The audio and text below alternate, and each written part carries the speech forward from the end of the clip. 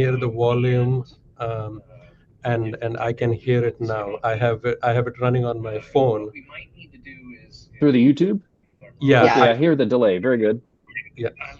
Sandra? Thank you, Krishna. We do appear to have sound and to be live, Mr. Chair. Thank you very much for bearing with us as we worked through those technical difficulties. Okay, Alex, try again. Very good. Third time. All right, take 3. Thank you, Mr. Chair. Now that we have audio back, I'm going to restart my comments for the public's a complete benefit on audio here.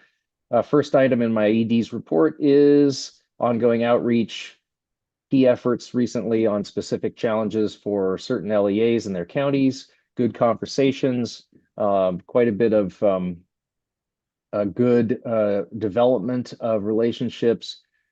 At the legislative level, Chair Casemeyer selected staff and I presented to House and Senate budget committees, subcommittees in our annual budget reviews. We heard positive feedback overall about the IAC's work. We answered a few questions from the subcommittee members. The main question received from the operating budget subcommittees was about the handful of reports to the legislature that were outstanding as of a month ago. Since that time, we have filed one and will have the remaining reports filed within a handful of weeks of today. In fact, today's agenda includes 2 of those outstanding reports for your approval, which will help us close out that item with the General Assembly. On the capital budget side, the primary topic we discussed is that the currently proposed level of appropriations for the fiscal year 2026 CIP would leave the IAC with about a $55 million gap to fund the highest needs projects in our pending CIP. I believe that the budget committees heard our concern and are aware of this need. Of course, the fiscal picture this session is looking pretty grim, so I'm not expecting any miracles, but we do have some weeks left in the session, and I will keep you all updated on any progress that is made there. Third item today is the ongoing process of revising the IAC's Administrative Procedures Guide. We've discussed in recent meetings. We're in the final phase of making edits to our January draft in response to a very good amount of LEA feedback that we've received. Before we bring it back to you for approval at next month's meeting, please do not hesitate to reach out to Cassandra or to me if you have any questions and or suggestions about the content that we shared with you. That's it. Concludes my ED's report for March. I'm very happy to stand for any questions that you might have. Alex, you want to review where our shortfall was when the session began in terms of priority projects? Yes, thank you, Mr. Chair. At the beginning of the legislative session, in fact, beginning in December, we shared information with the General Assembly leadership and budget committees that we seem to be, based on the early estimates, about $134 million short in the proposed budget for FY26 compared with the high priority project needs. That was the information based upon the October submissions of requests from school districts through the November, most of the November amendments. But in the interim, based on additional information received from the school districts, more detailed project draw schedules, and some changes, significant changes from many LEAs in what they're requesting. The final need at this time was reduced to a $55 million gap from the original $134 million. And part of that was made possible by the governor's proposed budget coming through with about $34 million more than we had expected in the fall, which is wonderful news. That helped us make a handful of projects funding complete and brought that $134 million gap down to $55 million gap. In addition, certain projects were revised in their scheduling such that they would not need funds as early, and therefore in the fiscal 26 timeframe reduced the potential total draw and individual project draws a bit and helped trim that figure down to 55 million. Does that cover the factors? Great. Thank you so much. I might also mention that, I don't know, we are late on 4 reports or 5 reports, but two of those reports, the year ended December 31st, and the report was due January 1st. So realistically, we couldn't accomplish that on time. So we're going to try to get that corrected next year. Right. We are in discussions with the Department of Legislative Services to figure out how to get those due dates adjusted to be feasible in the next annual cycle. Right. Thank you, Mr. Chair. You want to go into the consent agenda? Yes, thank you. Items 2A through 2E are administrative items, including minutes from last month's meeting, contract awards, revisions to previously approved contracts, project fund reversions, and approval of the 2024 annual report for the 21st Century School Buildings Program for Baltimore City. I'll note that this 21st Century School Buildings report was approved by the Stadium Authority and the Baltimore City Public Schools boards, and now you are its last approval step before the Stadium Authority delivers the report to the governor and the General Assembly, then takes one more report off our list.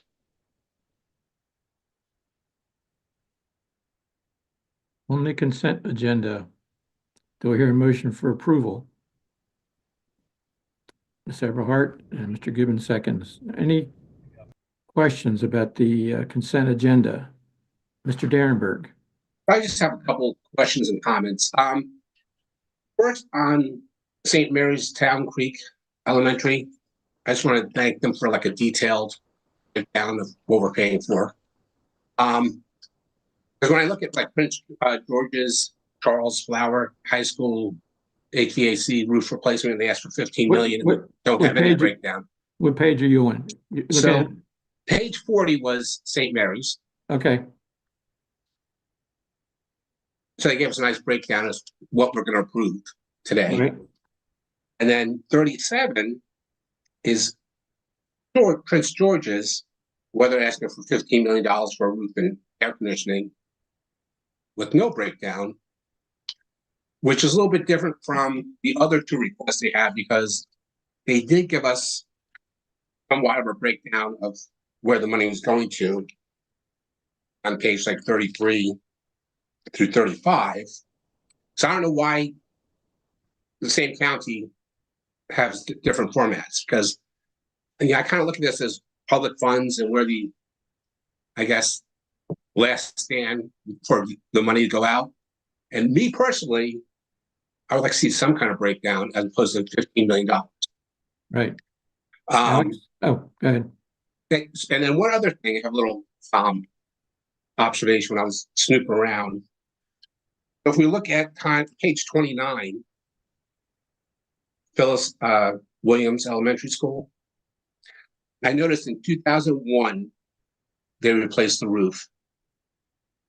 $310,000. And now we're replacing the roof for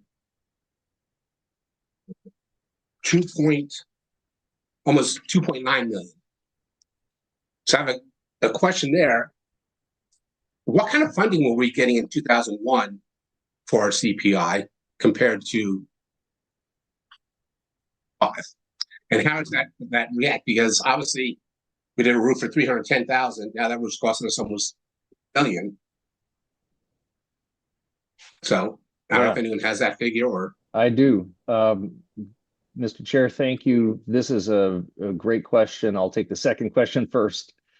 The CIP funding amount in 2001, the time of that project, was around 270 million versus the 300 million this year. And because construction costs have tripled since, roughly a little bit more than tripled since that time, yes, that means that the CIP amount is purchasing power has been cut in by 2/3. I will note, though, that since that time, some additional programs have been added by the General Assembly, including EGRC and Healthy Schools, if I remember right, in terms of date timing. And those programs both add some money to the total of the CIP. So although the CIP number doesn't seem to have increased much, we have additional funds going to projects Roof and HVAC replacements, for example, can now be funded through either the CIP or Healthy Schools. And that amount has been 40 to this year, projected 54 million on Healthy Schools. So it's not quite as bad as the 270 versus 300 number would suggest, but yes, the purchasing power of the current appropriations is less than it had been then. Because this group went up like almost 9 times. Right. Yeah. And construction costs all told on average have not gone up as much as that roof cost has in comparison. However, it is indicative of the reduced purchasing power of capital dollars today versus that time period. So that this really cycles back. Thank you for bringing that question up, to the overall issue of appropriations not meeting the mounting need in the facilities on condition, growth, and other factors. Now, on the first question you raised, really glad you brought that up, because we do have more detail about those contracts in our business management system in some cases. And yes, different projects have different paperwork from the LEAs and have different levels of detail, but we have now developed modifications to our business management system to export more of those detailed contents into the approval portion of our consent agenda, so that the members can see more information about the scope of work included in each contract going forward. And this new format will go into service with our agenda for next month's meeting. So thank you for making us better by suggesting that we include all that detail that's available there. Well, it's also for the public. Public can look at our agenda, and they can, get an understanding where that $15 million is going, as opposed to one page saying million for a roof. Yes, and I we've appreciate heard from. that. Thank you, Alex. Absolutely, happy to do that. So is this worksheet order itemized expenses, is that a standardized form, or each county submits their own?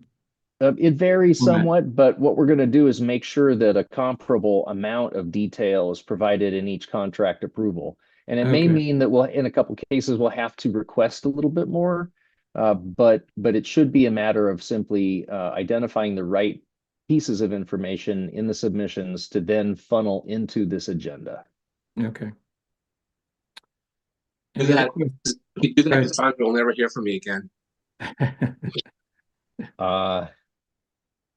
We'll Any see. other questions on the consent agenda? All in favor? Oh, Secretary Chaudhry? Yeah, no, I was going to comment on the roof going from 300,000 to 2.9 million, or nearly $3 million. I don't know the background there, Alex, but I don't know if that $300,000 back in 2001 was a full replacement or maybe a partial. So sometimes those type of things happen where we do that quite often, where it ends up being a partial replacement versus a full, especially if there's different levels or building structures that are there. So it would depend there. So I don't know the background there. It was the full replacement of the original building. So it was 60,270 square foot building. They added 4,181 feet to it. So in 2001, the replacement was for the 60,270 square feet of building. This one, they're just adding 4,000 more. Gotcha. So yeah, thanks. That's helpful, and obviously costs have gone up since 2001, unfortunately. Thank you. Yep, significantly. All right. Thank you both. All in favor of the consent agenda, raise your hand or say aye. Aye. Any opposed? Thank you. Item 3, statewide facilities assessment, FY 2024 annual report. Alex and Scott Snyder. Thank you, Mr. Chair. And on this item, I'm going to ask Ben Kaplan, our assessment data coordinator, to present instead of Scott, because he is the person who has the most direct hand on those data sets. And so thank you, Mr. Chair. In this item, we present for your approval the IAC's fiscal 2024 annual report on the assessment of condition of Maryland's public pre-K-12 school facilities, the results of the statewide facilities assessment, or SFA. As you know, this is one of 2 facilities assessment programs that the IAC operates under the first-rate leadership of Assessment and Maintenance Group Manager Scott Snyder. The first, called the Maintenance Effectiveness Assessment, or MEA, assesses the effectiveness of each school district's maintenance each year by looking at the results of that maintenance in a sample set of the district's facilities. The MEA annual report is presented in the September IAC meeting each year. The second assessment is this one today, which is of the condition and educational sufficiency of a facility. This one, the statewide facilities assessment, is required by Maryland law, which specifies that the IAC must visit every active pre-K-12 school facility for an SFA assessment at least once every 4 years. That means that our staff visit 25%, or about 350 facilities each year in the SFA. And that specifically is 25% of the facilities in each school district.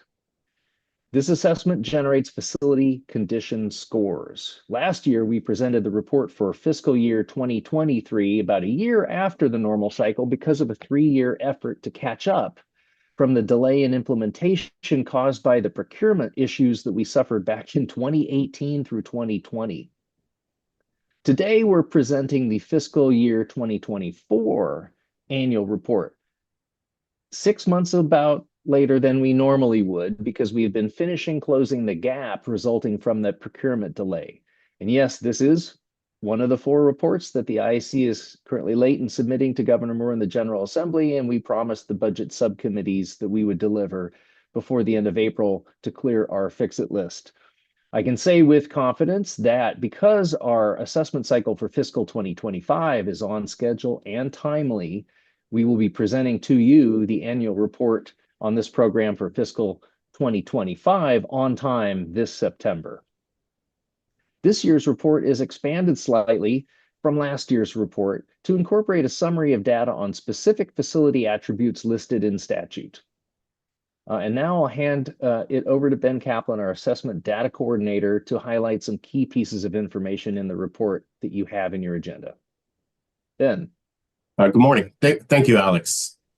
The SFA is a relatively high-level assessment of the key parts and attributes of each facility that most significantly impacts teaching and learning. It's performed in such a way that the resulting data are comparable across all facilities in the state and across time. The SFA produces objective, unbiased data on the condition and educational sufficiency of facilities at the major component, system group, facility, LEA, and statewide levels. Through these data, the SFA paints a summary picture of the condition and educational sufficiency of each facility and communicates to the local and state decision makers the locations, characteristics, and levels of the facility needs in each school district across the state. Using data gathered during the SFA cycle, the Facility Condition Index, or FCI, is calculated for each school facility, and it reflects the facility's physical condition as quantified as the depleted percentage of the useful lifespan. The lower the FCI score, the better. Page 139 of your agenda describes each of the 4 condition bands that are important for us to consider. As shown on page 140, the FY 2024 statewide average asset FCI is 53% depleted, indicating that on average, facilities and their systems are approximately halfway through their expected lifespans. The figure on this page shows that 81% or more than 4 out of every 5 public PK to 12 school facilities are 45% more or more depleted. Excuse me. Experience has shown that above 50% FCI, issues multiply and problems worsen. Facility reliability begins to decline. The facility becomes less conducive to teaching and learning, and the cost of maintenance increases notably. Above an FCI of 60%, reliability declines even faster and more significantly. Maintenance costs spike. At the portfolio level, the average facility condition that would optimize the educational effectiveness and long-term fiscal sustainability of the facilities would be in the mid-30s depleted range. On page 141, the chart shows the number of facilities in each band in each LEA, and it tells us that percentages vary significantly from LEA to LEA. Page 142 shows the condition mapped across the state. On pages 145 and 146, the report provides a summary of the findings with regard to facility attributes, such as key building systems and functionality, lighting and acoustic levels, the presence of lead and asbestos, and missing lab, health, and kitchen equipment or spaces. So now I'll hand it back over to Alex for some concluding comments on this report. Thank you, Ben. There are some very illuminating figures in this report at many levels, but the central takeaway from the data in this report really is that, very generally and broadly, there exists a huge amount of unmet condition-related facilities need across our state's portfolio of schools. Insufficient investments in maintenance and system replacement, as well as facility renewal, over the past years have created a significant backlog of deferred maintenance and capital investment that's visible in these high FCI numbers that we see in this report. In part for this reason, IAC staff and I have stepped forward to articulate this need to the General Assembly a number of times during the past months and in our budget hearings. My hope is that the appropriators have looked now in detail at this need and will do whatever they can to support school construction in these fiscally difficult times. I thank you for the extra time focused on this report, and I promise I'm done presenting items for today. If there are no questions, I would now present the motion to approve the annual report.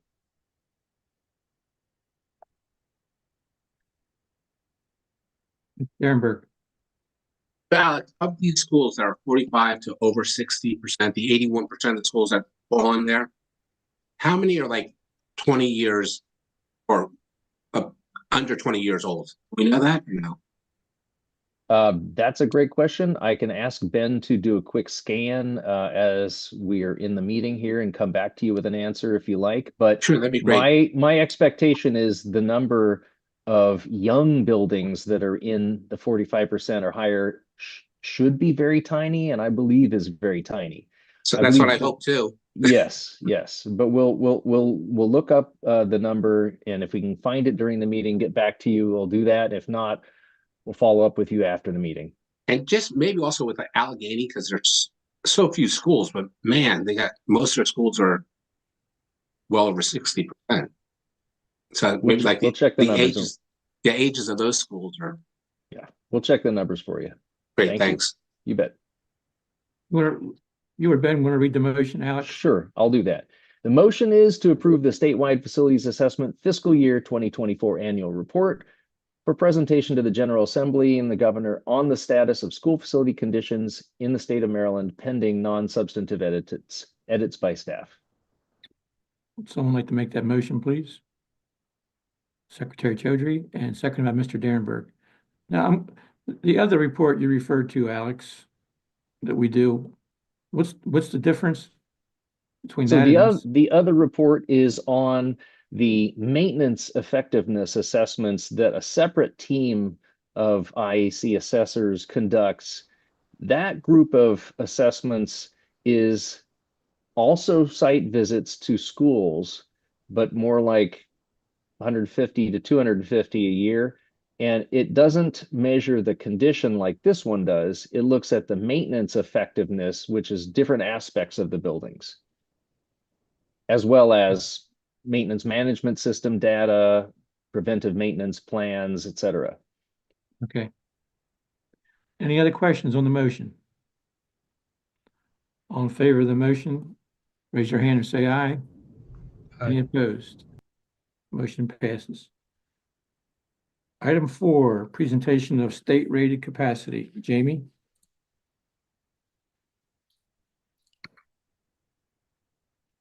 Good morning. Thank you, Mr. Chair, Madam Vice Chair, and members of the Commission. It's good to see you all. I'm before you with Taylor Fitz, and we are here to deliver an information item, a presentation on state-rated capacity. Item 4 can be found on page 147 of the meeting agenda. Before we get into the presentation, I want to introduce it as a companion to the presentation on enrollment that we have worked on with Al Sandera and his team at the Maryland Department of Planning to share with you in recent years. Where enrollment represents the demand for a safe, healthy, and educationally sufficient learning environment, state-rated capacity represents supply, and, as you know, a safe, healthy, and educationally sufficient learning environment for every child attending every public school in Maryland is our mission. So balance is a big deal. I also want to introduce the newest member of the planning group, Taylor Fitz. About 6 months ago, they came to us with recent experience in the project management space and with practical knowledge in the public administration and economic space, and with a lot of motivation. So we are glad to have them on the team. So now on to Taylor and to the presentation. Thank you, Jamie. Thank you, Mr. Chair, Madam Vice Thank you. Chair, and members of the commission. Morning. Good morning. Go ahead when you're ready. And here we are presenting the annual report on state rated capacity. Next slide, please. So, what is state rated capacity? State rated capacity, or SRC, is the number of students that IAC staff determines that an individual school facility has the capacity to enroll. The purpose is to help the IAC understand the supply of seats compared to the demand for seats. Next slide, please. Continuing on explaining SRC, who sets it? The IAC does based on review of floor plans and program documents. It is set by multiplying the number of teaching stations of each type by the state accepted number of students per teaching station of each type. This gives us the state rated capacity. Next slide, please. So how is SRC used? State rated capacity is a critical input into the first factor in the IAC's project funding formula, which is eligible enrollment. To determine eligible enrollment for a project, the IAC considers the projected enrollment and the state rated capacity of the project school and all schools adjacent to the project school. The state rated capacity ensures equitable allocation of state capital school construction funds because it is based on the same classroom capacities for all LEAs. Next slide, please. When and how does SRC change?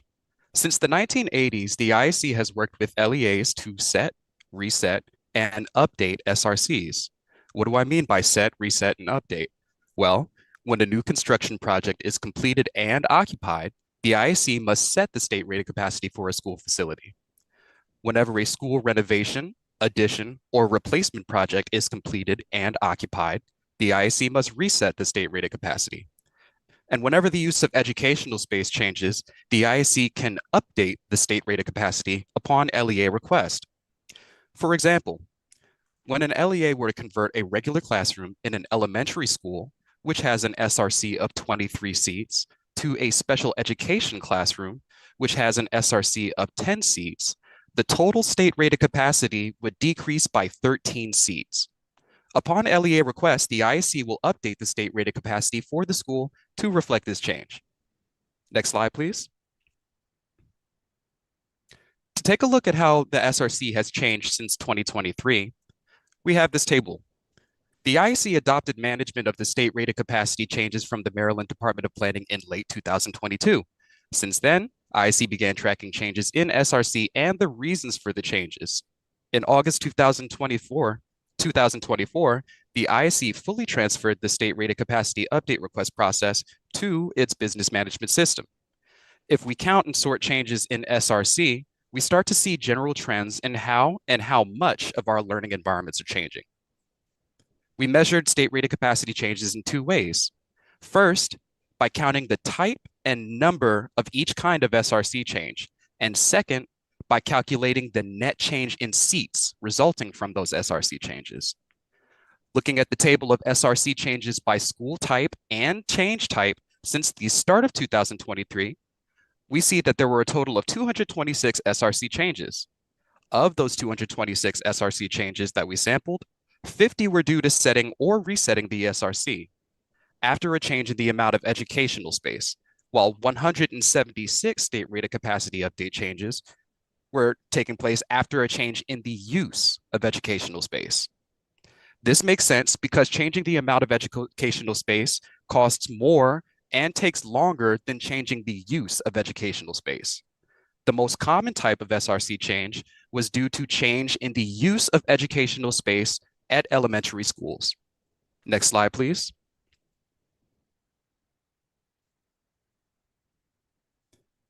Looking at the table of net change in SRC, seats by school type and change type since the start of 2023, we see that the 50 SRC sets and resets added a total of 4,738 seats, while the 176 SRC updates subtracted a total of 2,276 seats, for a net change of plus 2,462 seats. And we would like to clarify that this is the SRC change in net seats through 2024, not 2023 versus 2024. So these are the changes that have gone since then. Next slide, please.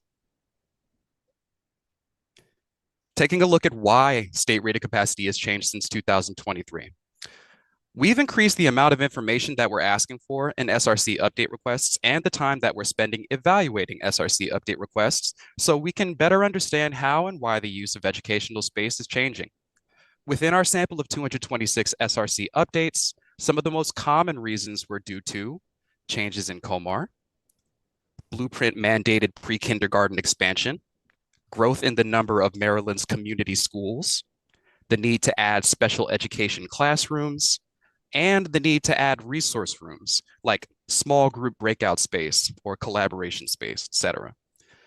In October 2023, the IAC approved amendments to COMAR to clarify the number of teaching stations included in gymnasiums of varying sizes and to allow the exclusion of one physical education classroom of up to 2,500 net square feet that contains specialized equipment that cannot be stored or relocated. Since then, 42% of SRC updates for high schools included changes to gymnasiums and/or physical education classrooms. We expect update requests for most high schools to continue to include a reduction of state-rated capacity due to the COMAR change associated with gymnasium space in fall 2023. Continuing, 78% of SRC updates were for elementary schools. This makes sense because the next 4 reasons below listed are all reasons for SRC updates at elementary schools. Please note that none of the reasons are exclusive of the others. In fact, most of the SRC update requests that we sampled included more than one reason for the change. This also makes sense because elementary schools that have a high proportion of Tier 1 and Tier 2 pre-kindergarten students and pre-kindergarten special education students often need additional resource rooms and are often designated community schools. And we've seen the number of community schools in Maryland increasing across the past 5 years. There were 206 community schools in Maryland reported in October 2019, and recently in October 2024, we have 621 community schools in Maryland. Next slide, please. So what is planned for state rated capacity in 2025? We are going to continue to track the reasons for SRC update requests and also continue to enhance the business management system to more easily capture reasons for SRC update requests. We are going to continue to count and sort changes in state rated capacity so that we can highlight general trends in how and how much of our learning environments are changing. And then, of course, we plan to report this on an annual basis, such as this. And now I stand for your comments and questions. Thank you, Taylor. Any questions for Taylor? I can't see everybody, so if you have a question, just speak up. Okay, any questions for Taylor? Well, thank you, Taylor, for that very informative presentation. This is just information only. We don't have to vote. My pleasure. Thank you.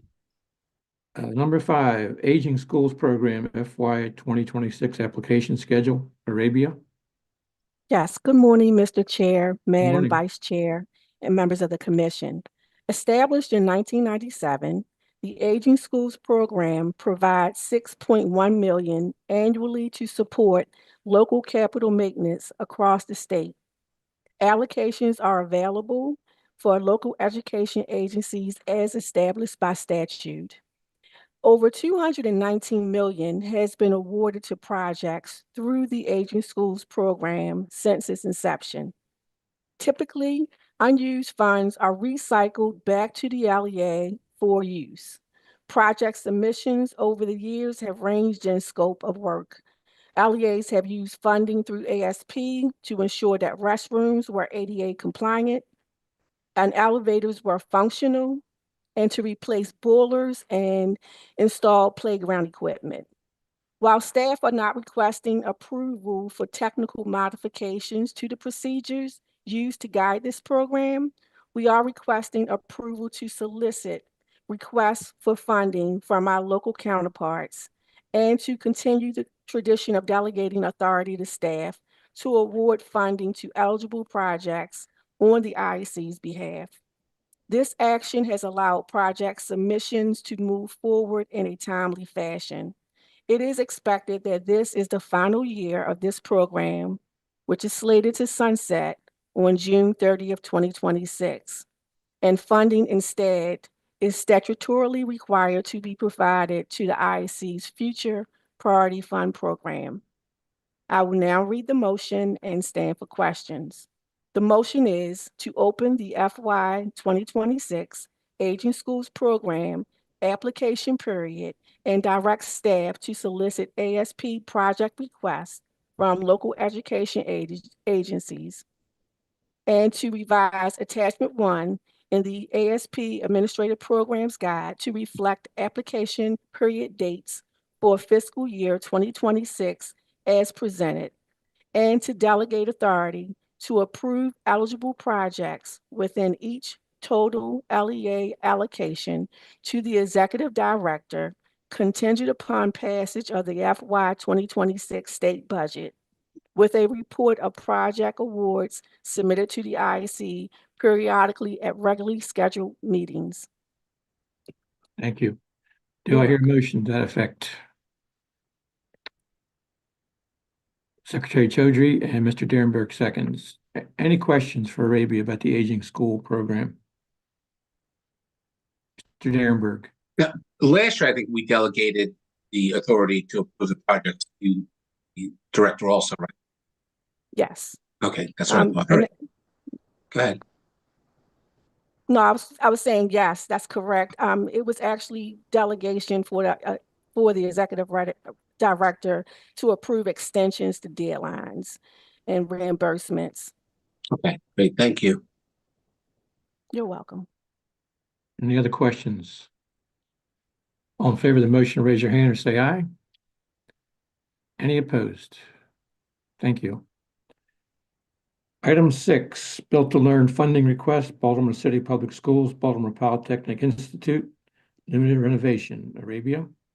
Yes, good morning again. With me today is the assigned lead capital projects manager for Baltimore City, Jean Shanholz. Today, Baltimore City is requesting approval to apply $125 million to the Baltimore Polytechnic Institute Limited Renovation Project. This is approximately 60% of their remaining BTL allocation of $209 million.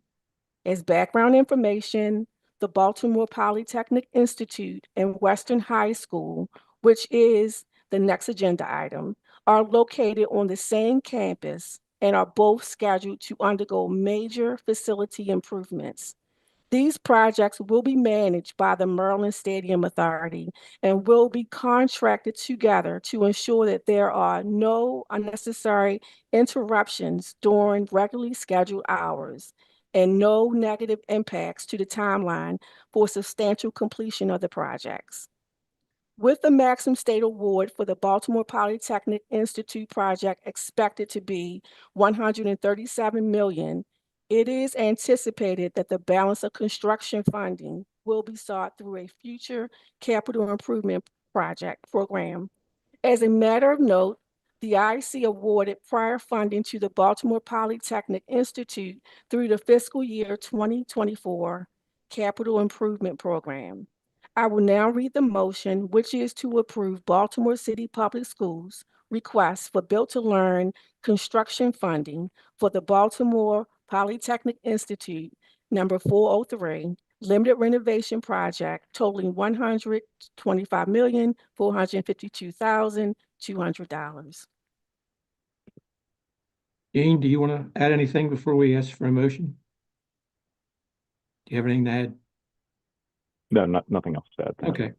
I hear a motion to this effect. Secretary Chaudhry and second by Ms. Everhart. Any questions for Arabia or Jean about Baltimore Polytechnic Institute? All in favor of the motion, say aye. Raise your hands. Any opposed? Thank you. Item number 7, Built to Learn funding request, Baltimore City Public Schools, Western High Building, limited renovation. Arabia? Yes, we just went over the similarities of the Western High and Baltimore Polytechnic Institute limited renovation projects.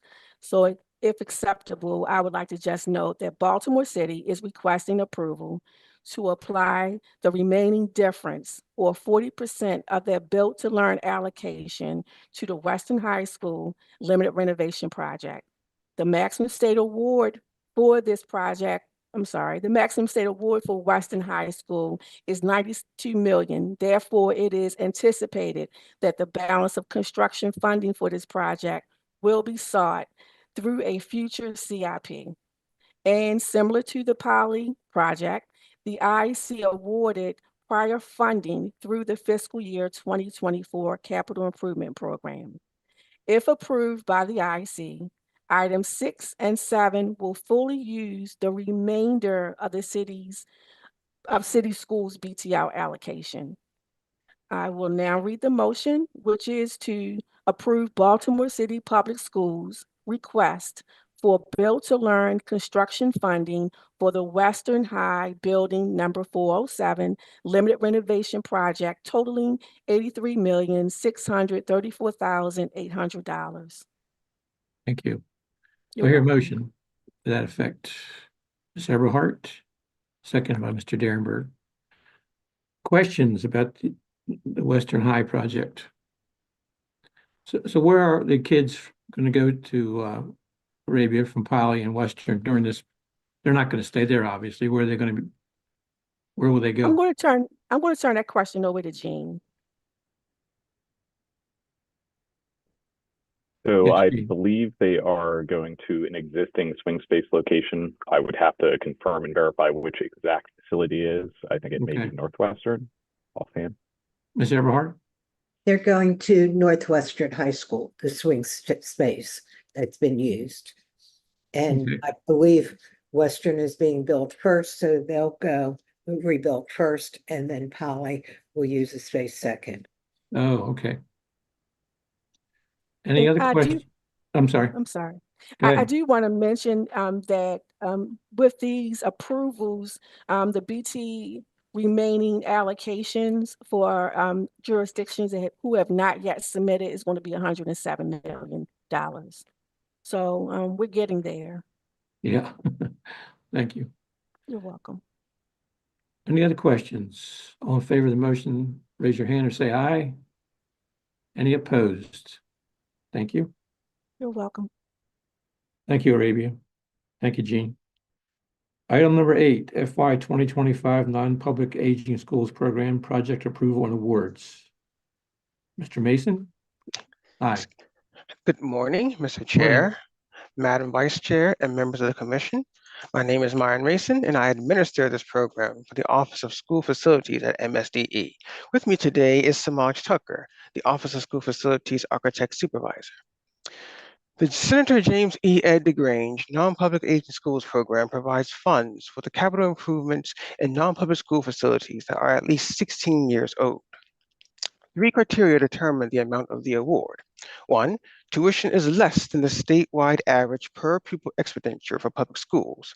2, at least 20% of the students will be eligible for free or reduced price meals, also known as farms. And 3, the school facility has an average age of 50 years or more. The total appropriation is $3,500,000, as it was in previous years. Although the statutory maximum funding levels are $25,000 for criteria 1, $75,000 for 2, and $100,000 for 3 or for non-public placement schools, the number of eligible applications requires prorating of the funding based on those proportional maximum allocations. The school projects and their recommended awards start on page 165 of the agenda. If approved, the FY 2025 grants provide funding for 153 schools in 20 jurisdictions, totaling $3,499,997.80. Nearly $12.3 million in capital improvement projects were requested by schools. I will now read the motion, which is to approve the FY 2025 Senator James E. Ed DeGrange Non-Public Aging Schools Program Project Awards as presented, totaling $3,499,997.80. With that, I'll be happy to stand for any questions. Thank you, Martin. Do I hear a motion? Ms. Everhart, second by Krishna Talur. Questions of Myron about this program? Krishna? Thank you, Mr. Chair. Don't have a question. I want to raise 2 points out here.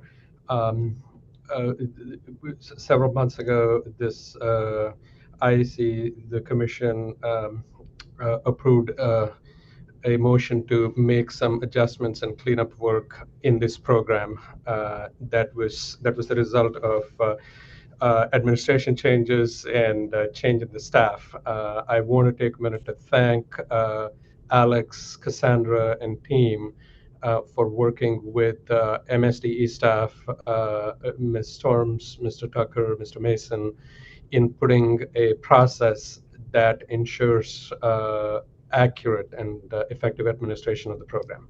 I also want to take a second to thank Mr. Mason and the MSDE staff for the work that they do in setting up this application, evaluation of the application, and their collaboration with our colleagues in IAC. Thank you. Thank you, Mr. Chair.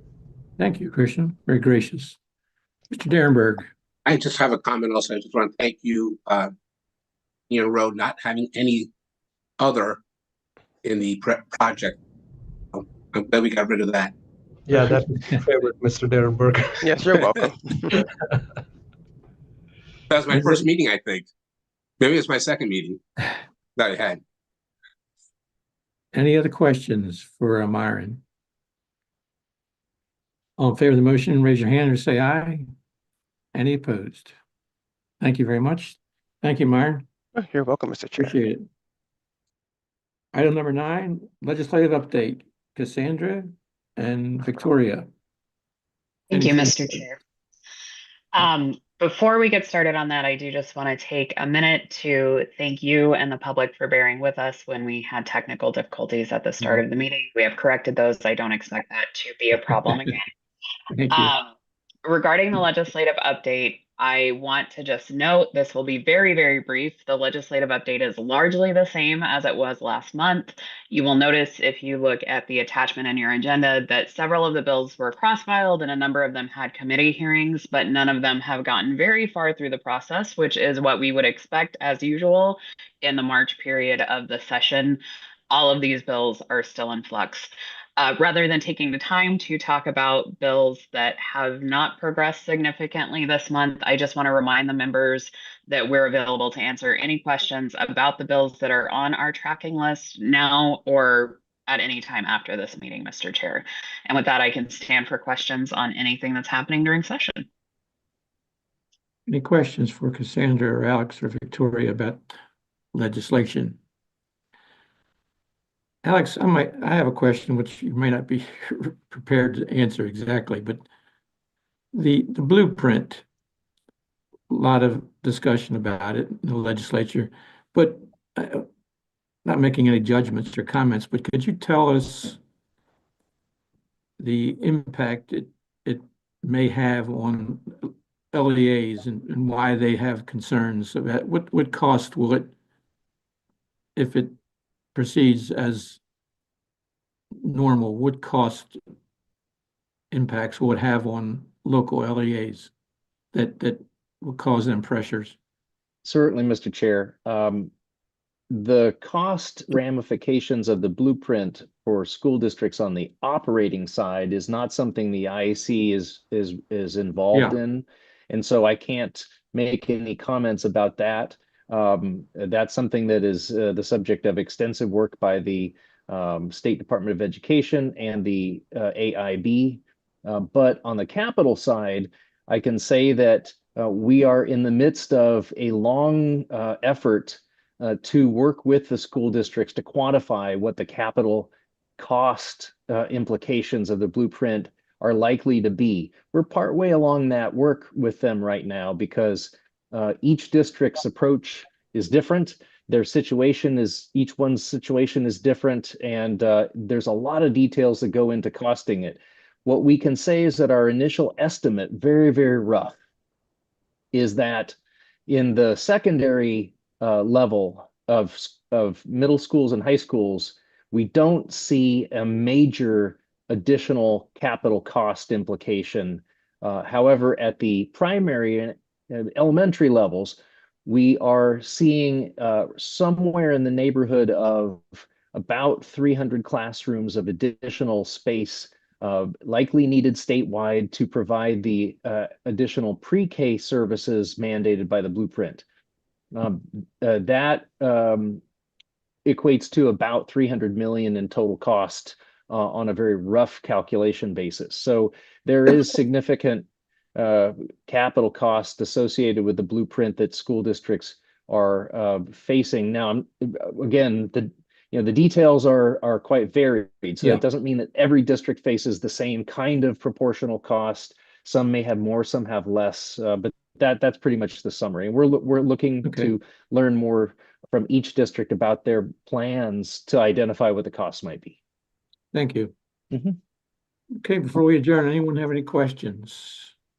I just have one follow-up comment to Mr. Derenberg's question. We will get you the data on the age of schools in the grade band, in the FCI bands. It's not something we can pull together fast enough during the meeting, but we'll send it to you thereafter. I will note, though, that all of the schools on the higher end of the FCI in the 60% and higher are older than 30 years already, significantly old. And they've been renovated at least once in their life cycles, but that would have been 20 plus years ago.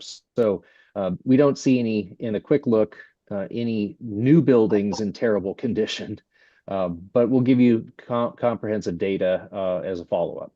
Now, let's be careful about the age comment, because I'm like over 60, so when you say like 30's old, it really makes you feel bad. Anything Will else? do. Thank you. You hear a motion, we adjourn. Ms. Everhart, Mr. Derenberg seconds. All in favor, say aye. Thank you very much for your attention. Thank you, staff. See you next month. Bye-bye.